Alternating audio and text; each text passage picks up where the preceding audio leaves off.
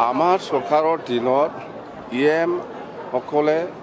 সকলৰ ভিতৰত কাম কৰাৰ কম্পিটিশ্যন হৈ আছিল।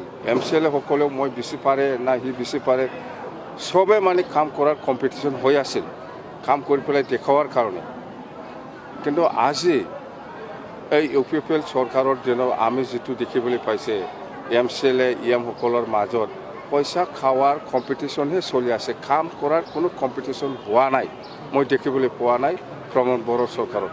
প্ৰমোদে বেছি খাব পাইছে নেকি, কোনোবা ডাউট কৰে, প্ৰমোদক কোনোবা ডাউট কৰে, সি বেছি পাইছে নেকি, এইবিলাকেই সন্দেহ, নিজৰ ভিতৰত সন্দেহ আৰু নিজৰ ভিতৰত খাৱাৰহে কম্পিটিশ্যন চলি আছে, কাম কৰাৰ মানে কম্পিটিশ্যন।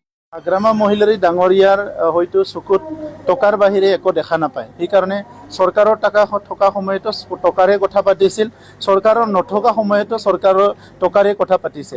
ইয়াত যে জাতি জনগোষ্ঠী আছে, ইয়াত যে বিভিন্ন শ্ৰেণীৰ লোক আছে, তেখেতসকলৰ যে বিভিন্ন সমস্যা আছে, এই সমস্যাবিলাক তেখেতে দেখা নাপায়, আগতো পোৱা নাছিলে, এতিয়াও দেখা নাপায়। গতিকে হাগ্ৰামা মহিলাৰীয়ে টকাৰ চশমাটো গুচাই দিলেহে সমাজ কোন, জাতি জনগোষ্ঠী কোন, শান্তি সম্প্ৰীতি কি, নিৰাপত্তা কি, গণতন্ত্ৰ কি, ৰাজনীতি কি, এই কথাবিলাক তেখেতে বুজি পাব। সেইকাৰণে মোৰ তেখেতৰ প্ৰতি আহ্বান এইটোৱে যে তেখেতে টকাৰ চশমাটো গুচাই দিয়ক।